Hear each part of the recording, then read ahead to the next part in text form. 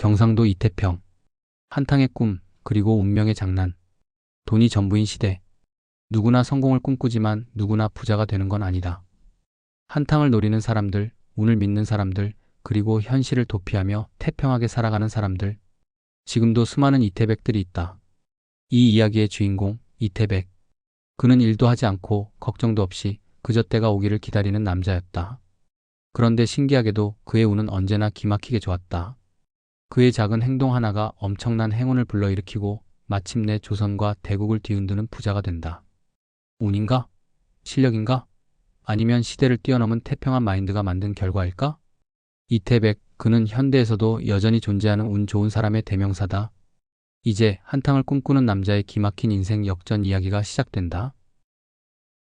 태평한 사나이 이태백의 기막힌 인생.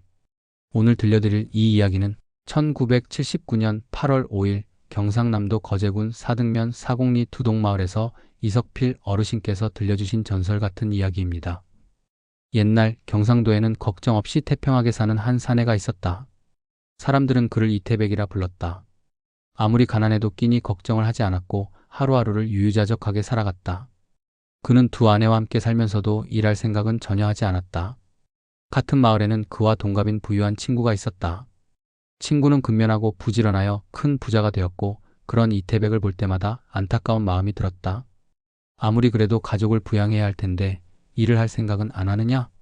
하지만 이태백은 태연하게 대답했다. 때가 되면 알아서 잘 될 것이네. 기다려보게. 그렇게 1년이 지나도 그는 여전히 놀고만 있었다. 친구가 다시 물었다. 이제 그때가 왔나? 때는 왔는데 자본이 문제네. 자본이 얼마나 필요하단 말인가? 적어도 1000냥은 있어야 내가 제대로 사업을 시작해 볼 수 있을 텐데 그만한 돈이 없구먼. 친구는 고민 끝에 1000냥을 빌려주기로 했다. 그의 전 재산이 3000냥이었으니 무려 3분의 1을 내어준 것이다. 좋다. 내가 1000냥을 빌려주겠네. 한번 제대로 해보게나. 1000냥을 손에 쥔 이태백은 곧바로 중국 명나라로 향했다. 그러나 그는 장사 경험도 없었고 사업을 하겠다는 뚜렷한 계획도 없었다. 오히려 그는 돈이 생기자 세상에 더 이상 걱정이 없어졌다. 이제 1000냥이나 있으니 우선 세상 구경부터 해야겠군. 중국에 도착한 그는 이곳저곳을 다니며 풍류를 즐겼다. 하루는 강가에 있는 화려한 누각을 발견했다. 마치 진주의 촉성루처럼 아름다운 곳이었는데 그곳에는 팔부각이라는 커다란 간판이 걸려 있었다. 팔부각이라?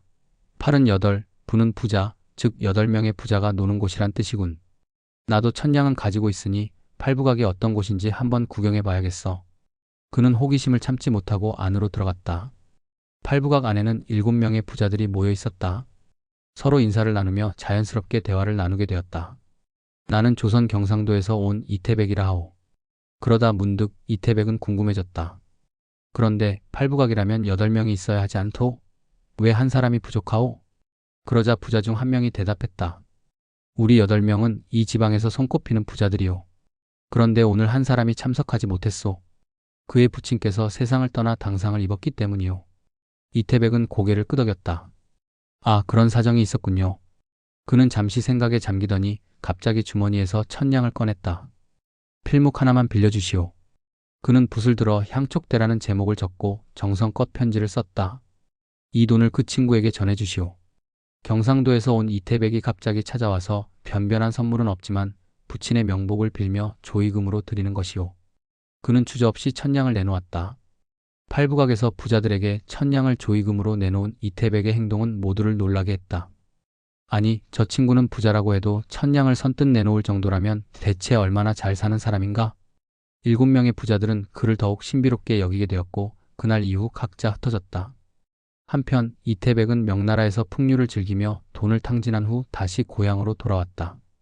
그러나 그의 집은 여전히 허름했고 아내는 비가 새는 집 안에서 삿갓을 쓰고 앉아 있었다. 그 모습을 본 부자 친구는 의아했다. 1000냥을 빌려갔으니 뭔가 성공했겠지? 하지만 이태백은 여전히 바둑을 두며 태평하게 지냈다. 며칠 후 부자 친구가 조심스럽게 물었다. 자네, 그 1000냥으로 장사는 해봤는가? 무슨 성과가 있었는가? 그러자 이태백은 태연하게 말했다.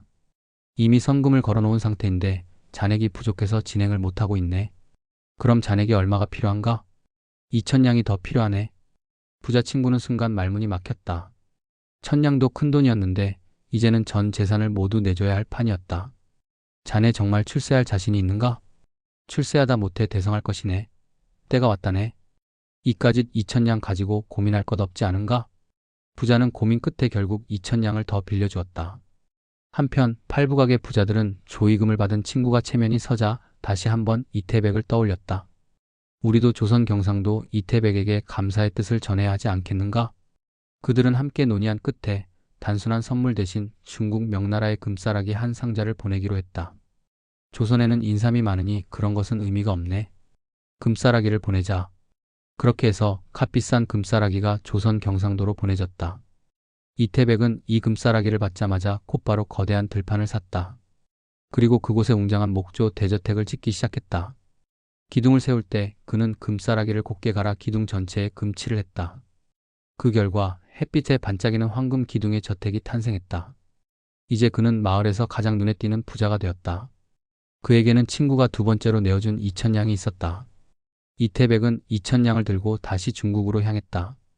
대국의 한번화한 거리에서 그는 커다란 누각을 발견했다. 누각에는 천금루라는 간판이 걸려 있었다. 천금이 있어야 들어갈 수 있는 곳이라 대체 어떤 곳이기에 이런 이름을 붙였을까? 호기심이 발동한 그는 곧바로 누각 안으로 들어갔다.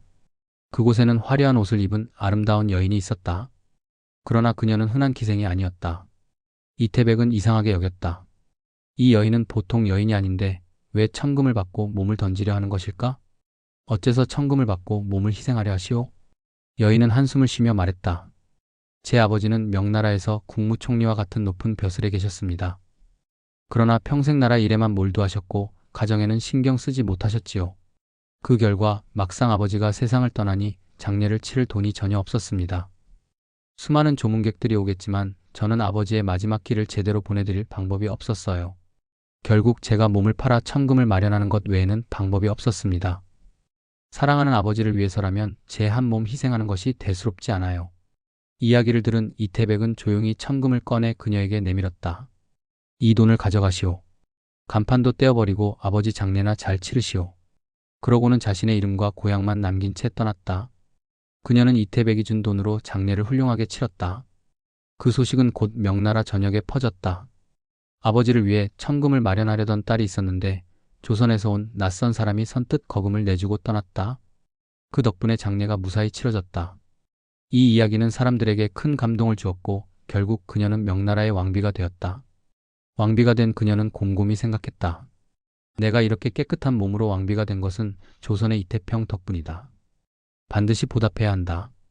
그녀는 당대 최고급 비단인 월광단과 일광단을 조선으로 보냈다. 이 비단은 당시 조선에서는 구경조차 하기 어려운 것이었다. 한편 이태백은 여전히 태평한 삶을 살고 있었다. 돈 2,000냥을 빌리고도 다시 고향으로 돌아와 바둑을 두며 때가 오기를 기다리겠다. 고 말할 뿐이었다. 그러던 어느 날 명나라에서 보낸 화물이 도착했다. 그것은 마치 현대의 트럭 몇 대 분량에 해당하는 엄청난 양의 화물이었다. 이태백은 도착한 금싸라기와 비단을 사용해 집을 더욱 웅장하게 꾸몄다. 그는 황금으로 기둥을 장식했고 최고급 비단으로 방석과 이불을 만들었다. 그는 한동안 일을 즐기다가 문득 한 가지 생각이 떠올랐다. 명나라 팔부각 부자들에게 초대장을 보내야겠군. 조선에도 부자가 있다는 걸 보여줘야지. 그는 편지를 보내 팔부각의 부자들을 자신의 집으로 초대했다. 팔부각의 부자들은 이 초대장을 받고 깜짝 놀랐다. 조선에도 저렇게 큰 부자가 있다고? 한번 가보자. 그들은 직접 조선으로 건너와 마침내 이태백의 집에 도착했다. 그러나 멀리서 보이는 그의 대저택은 그들의 예상을 완전히 뛰어넘는 것이었다. 저 멀리 있는 집이 이태백의 집입니다. 삼봉우리 너머로 반짝이는 건물이 보였다.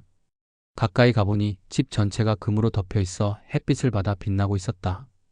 팔부각의 부자들은 기가 막혔다. 우리가 대국에서 부자라고 자부했는데 조선에는 이런 부자가 있었단 말인가? 그들은 너무 위축되어 대문을 두드릴 엄두조차 내지 못했다. 이렇게 화려한 집에 우리가 감히 들어갈 수 있을까? 하지만 이태백은 이미 그들이 망설이고 있는 것을 보고 있었다. 그는 덧창을 열어 바깥을 살피고 천천히 대문을 열었다. 아이고 오느라 수고 많았소. 잘 오셨소. 팔부각 부자들은 그의 환영에 주저하다가 결국 집 안으로 들어갔다. 그러나 집 내부를 보자 더욱 경악했다. 화려한 황금 기둥, 고급 비단으로 만든 방석과 침구, 궁궐보다도 화려한 실내 장식. 그들은 숨이 멎을 듯한 기분이었다. 이건 대국의 왕궁에서도 보지 못한 화려함이 아닌가? 그때 눈치 빠른 부자 중 한 명이 속삭였다. 우리 너무 말이 많아지면 우리 수준이 다 드러난다. 그냥 인사만 하고 조용히 떠나자. 그들은 황급히 간단한 인사만 나누고 조용히 떠났다. 팔부각 부자들은 중국으로 돌아가며 말했다. 이제부터는 조선에도 부자가 많다는 것을 인정해야겠다. 우리가 감히 조선을 얕볼 수 없다. 그 후로 중국에서는 조선을 무시하는 말을 하지 않게 되었다. 그리고 이태백은 여전히 태평하게 살았다. 그의 부는 끝이 없었지만 그는 여전히 바둑을 두며 때를 기다리는 삶을 살았다. 그렇게 그는 조선에서 가장 운이 좋은 부자로 남게 되었다.